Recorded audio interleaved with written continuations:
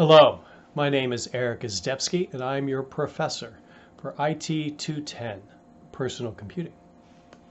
So in this introductory video, I'm going to tell you about the most important document that you need to look at and use throughout this course.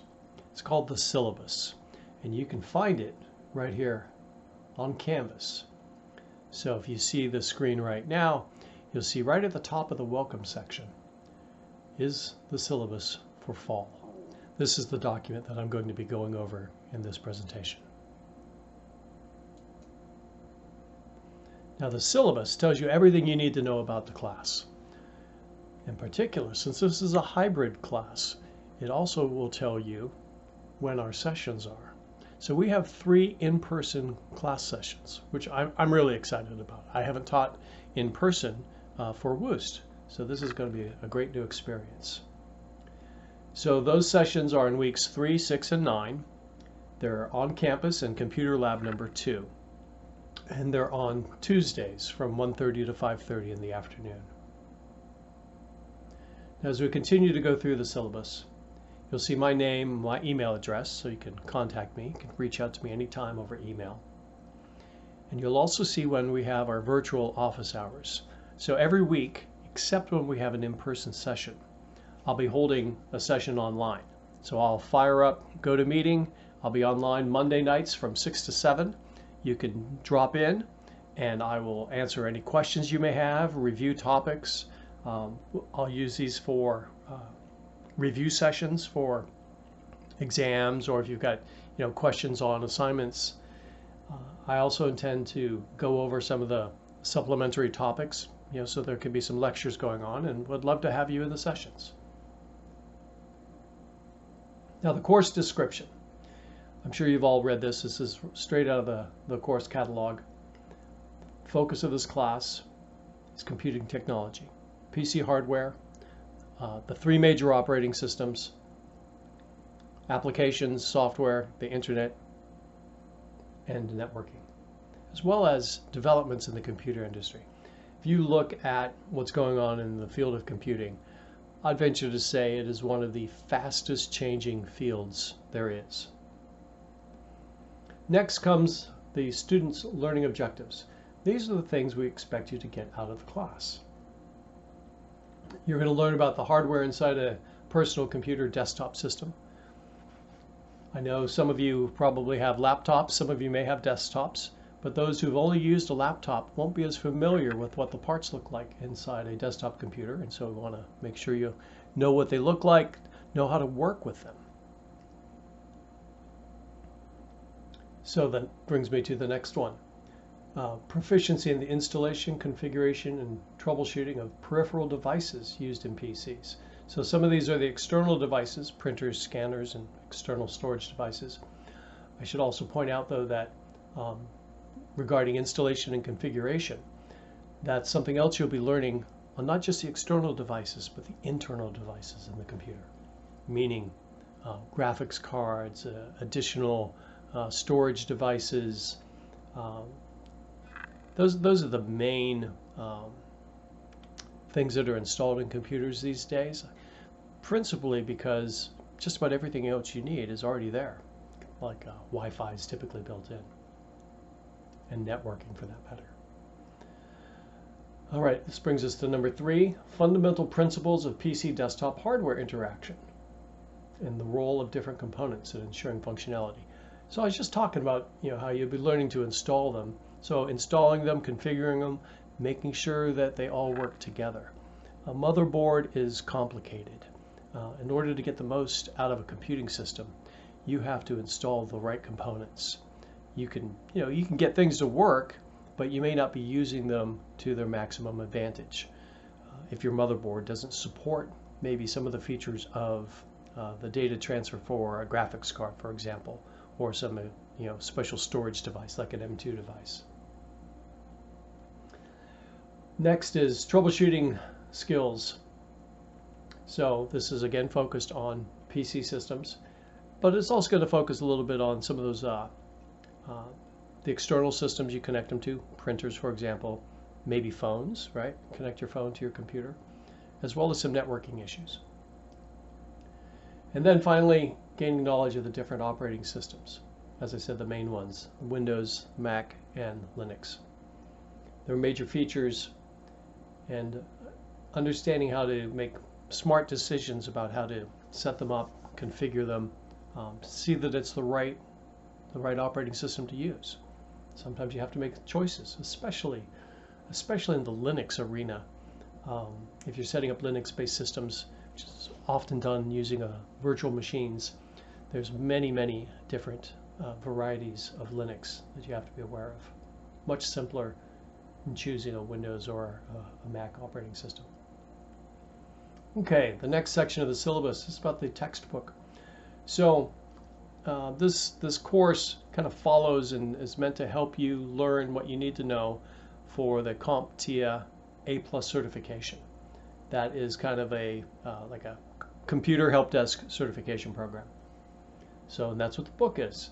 It's the Guide to Information Technology Technical Support from CompTIA. Now here's a bunch of great information on the library at the university. We've got its hours, its location, and then a bunch of important links, as well as how to get the textbook. And your writing reference.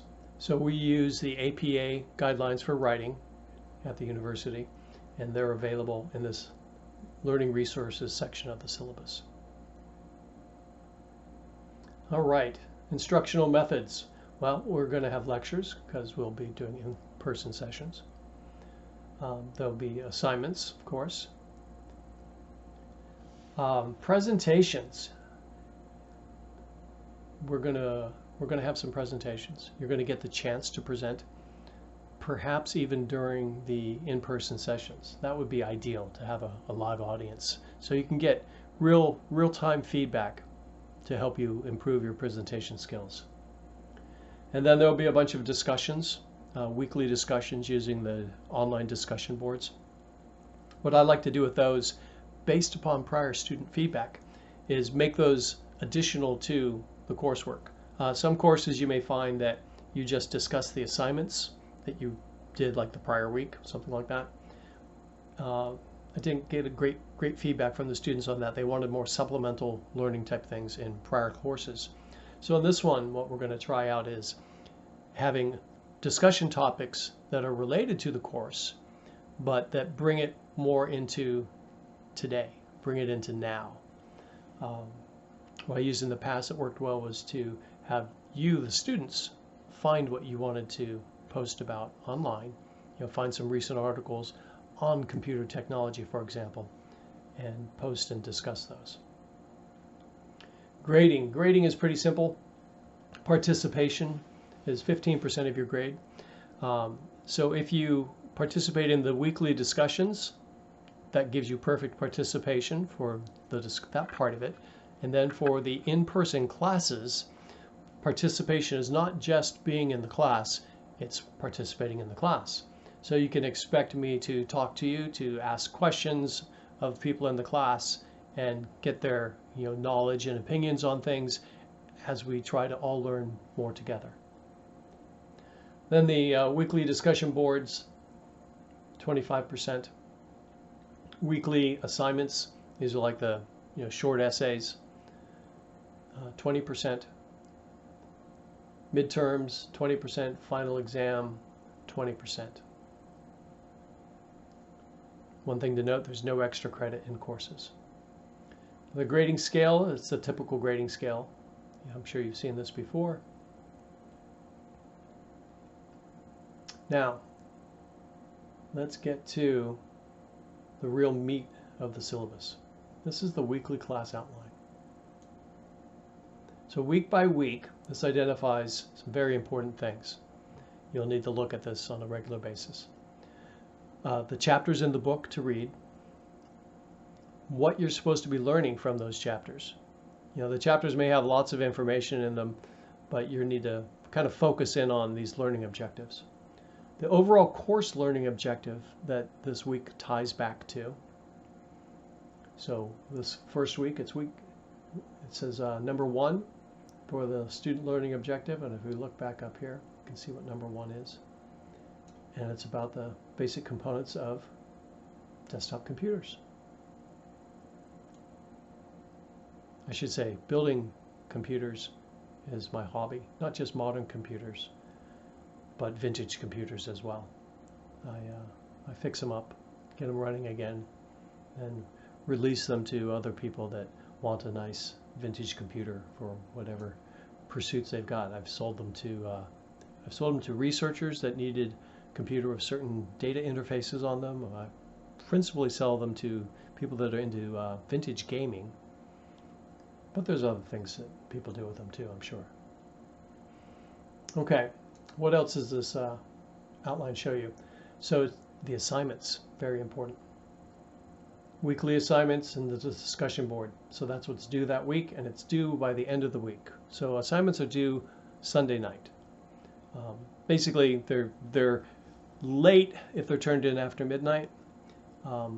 You should try to get them in by 11 p.m. Then that gives you that extra hour in case something goes wrong with the submission system, for example. And that way you're covered. You won't get late because of some problem with uploading the files. As we go through this, you'll see that come week 3, we get to in-class hands-on activity. So I haven't fully decided what those are going to be yet. There will be some discussion of topics. I'll be asking you questions, and if you know the answers, we'll discuss them. If you don't know the answers, then I'll do a little more lecturing.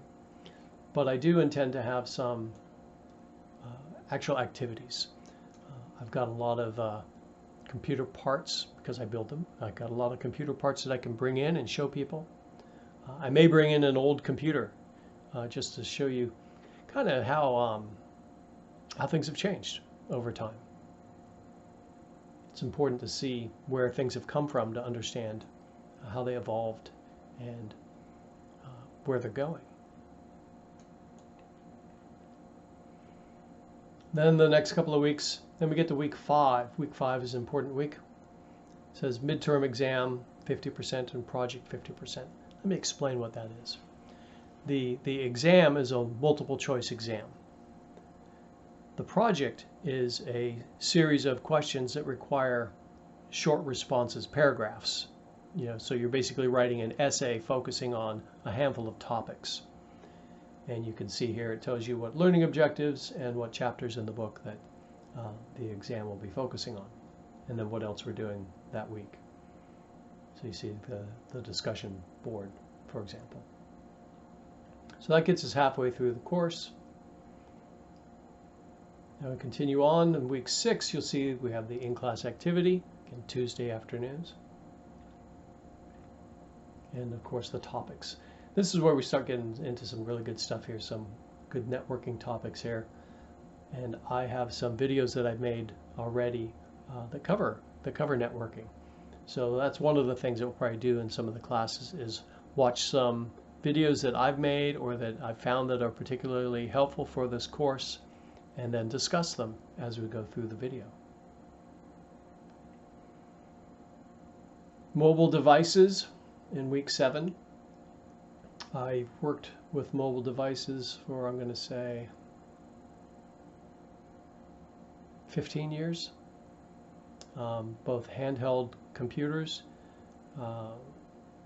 regular phones, smartphones, both principally Android from at least a programming perspective, as well as helping build, deploy, design small cellular wireless networks. So I can give you a lot of additional information about mobile devices, operating systems for mobile, how the networks operate, everything else. Then printers, both local and network, wired, wireless, etc., sharing a printer. These are all pretty typical things that you got to deal with if you're in an IT help desk type of situation. I deal with it just helping my own family set up their printer. Just did it this week. Then we get to the end of the week 9, which is the last real learning topic before the final exam. This is particularly important. Documentation and support systems and change management. There's a company called ServiceNow, and they have the world-leading product on exactly that topic. And if you're not familiar with that company, you should take a look at it, because anybody going into at the IT field that is, or anybody going into any type of operational field, supporting operating servers, for example, if you're with a major enterprise, you can probably bet that you'll be using the ServiceNow product for documenting your systems, logging trouble tickets into the system, using the system to analyze the trouble data that's been input into it, so that you can find, maybe there's some patterns in the data that might reveal that a certain component on your network is not operating properly. There's a wealth of information that gets collected by help desk people, and that can be used to assess the health of a network. And the ServiceNow tool, that's one of the things that it lets you do. Change management is another very important IT field. You got to go out there and do it right. If you check the news, you will have heard just a few weeks ago that CrowdStrike cost major companies billions of dollars worldwide because they failed at some relatively simple update procedures due to poor change management. And networking, security, and troubleshooting, another very important field. I have a CompTIA Security Plus certification. So cybersecurity is one of the areas that I'm certified in and have loosely worked in, but not officially worked in, I guess I'd say. It wasn't my job title, but when you're developing software or you're architecting software, security is always something that you've got in mind. All right, and then in week 9, we have in-class activity 3. I already know that part of that will be focusing on network security. And we'll have some discussions about it in class, some lectures. And my intent is also to have you, with your laptops when you come to class, run some of the commands, right? Try out some of the commands that somebody would use in a network troubleshooting, network analysis situation. You need to get some hands-on experience in these classroom activities with running those commands, and see what the outputs look like, see how they may look on different operating systems. If somebody has a different computer, sometimes the commands vary a little. Then we get to end of the class, week 10. Oh, I should say, in week 9 we'll also review for the final exam at our in-class session. And then we have the final exam, multiple choice questions plus final project, which is going to be short essay, answer questions, go in a little more depth than you can go into in a multiple choice exam. And the final discussion board, which I use either the final discussion or like a final assignment. Either way, it's really the same work. I use it as a feedback session. So I want to hear from you what you liked about the course, what you didn't like about the course. Frankly, it's more important that I hear what you did not like, and specifically, if you can give suggestions for something that would make the course better for you. And if I see enough people talking about the same thing, the same topics, then I can adjust the course in the future to cover things that you wanted covered, or change techniques a little on how to teach, or what the in-class activities were, whatever. I need your feedback to help make the course better. Okay, so that finishes the weekly rundown in the syllabus. And now the rest of the syllabus is focused on some important documents from the university. So we have the general policies, attendance policies. I'm not going to read these, but you should look at them yourself. Assignment and discussion boards, so some general instruction on, hey, how do you identify a diagram you post? Well, it says here, Put your name and course number on it. Okay. That'll make it easy for me to know exactly whose is whose. And that's important. Obviously on your assignments, you've got to get your name on your assignments and get them in the title page properly, along with the course name, the date, things like that, the name of the assignment. It's all spelled out quite clearly. The APA will give you enough information on that.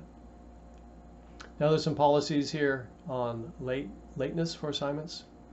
So I have some latitude in discussing things with you. So if there's some emergency circumstances that make something late, you let me know. Okay, I need to know ahead of time. If I don't know, then I'm going to mark it late, and you're going to lose points. So if you talk to me ahead of time, we can work things out. Even obviously I can work things out retroactively, but I would prefer to know ahead of time if you're having some difficulty with assignments and getting them in on time. Now here's an important section. This shows you how much you lose when you turn things in late. All right, 10 points. That's an entire letter grade because all of these are like 100-point assignments. So 10 points if you're a week late, or up to a week late, right? 15 points 2 weeks late, 20 points 2 letter grades after 3 weeks late, 100 points after 3 weeks, meaning you get a 0. There's no waiting to week 7 to turn in week 1's work. You'll get a 0. It's real simple. You can't wait till the end of the class and then slam all the work in. It won't even get graded. All right, so writing style. This is important. It carries with it the instructions, but also the deductions. So I mentioned some of the things about the title page. Well, here it is. Do it right. It's really simple. Otherwise, you're costing yourself points needlessly. Documenting. Name your file right. Your last name, the week. It's pretty simple to follow that instruction. References. These are important. My general policy is 3 references per paper. Okay, so if you're turning in, a couple pages of short answer essay questions, I want to know where you got the answers. So you give the references, a list of references, but not just that. That's only half the job. You give a list of references, and then you show where in the paper you used the reference. So you have to cite your reference from within the paper. So how do you do that? Well, you put like the name of the author and a number, and that ties up to the reference section. Those details on how to do that, it's in the APA guidelines. So these are really simple, easy points to make sure you get every week by looking at these APA guidelines. It makes a difference between an A and a B on every single assignment. And you just look at these guidelines once, start following them. You can make yourself your own little template with a cover page, with your name and my name, and you just update the assignment and the date. Yeah, I mean, some of the stuff is cookbook. All right, discussions. So I like to have my discussions based upon topics supplemental to the course. So they're still part of the course, but it's more for you to find something that interests you and talk about. So I will give, you'll see it in the course materials, a list of, by week. Here's the topic for this week. Go find some interesting article on the topic. Tell me why you liked it. Tell me what was interesting about it. And then we discuss. The way the discussions work is you post that information that I just described. Earlier in the week is better so that everybody has a chance to see people's responses and then go reply to them, because that's the other part of the grade. And it's about 4 to 2. It's roughly 50-50, your post and your replies to other folks. Maybe it's 60-40. The point being, you have to reply to at least 2 other students' posts that each and every week. So you put up your post, that's great. You've done a good job on it. You might get a perfect score, which would be 6 out of 10, 60%. But if that's all you get, that's a D. So you need to get more points. So you got to reply to 2 other students, and you get, I think it's 20% per reply.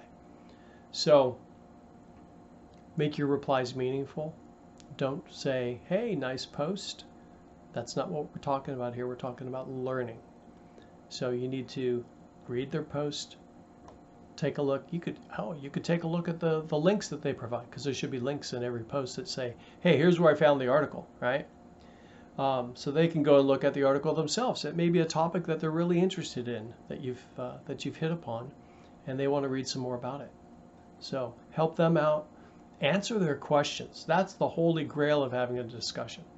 We've got to go 2-way. If you just post something and then some people reply and you never reply back to them, it's not really a discussion. So when you reply to a post, try to ask some intelligent questions about the material to help start that discussion. Then the original author, they see those intelligent questions, they go, wow, I'd like to talk to this person more about it. And they can reply back to them in the discussion board. And that will just make it work better for everybody, and you'll learn more.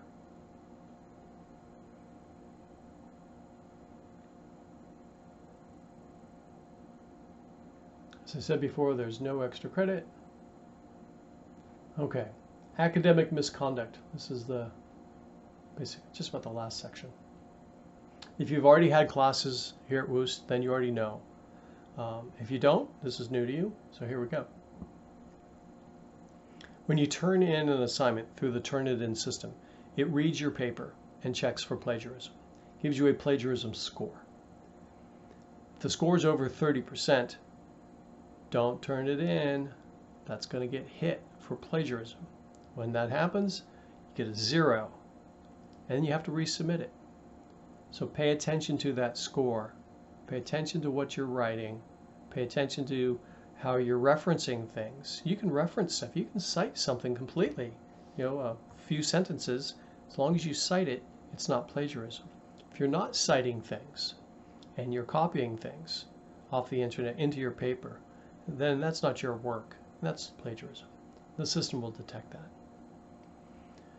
The other aspect is AI generation. Generative AI detection by the online systems that we use. So when you turn in a paper, it looks at the Turnitin plagiarism score, but it also gives me a AI score. And if that score is too high, or if it has telltale signs of AI generation, because I can tell often by looking at a paper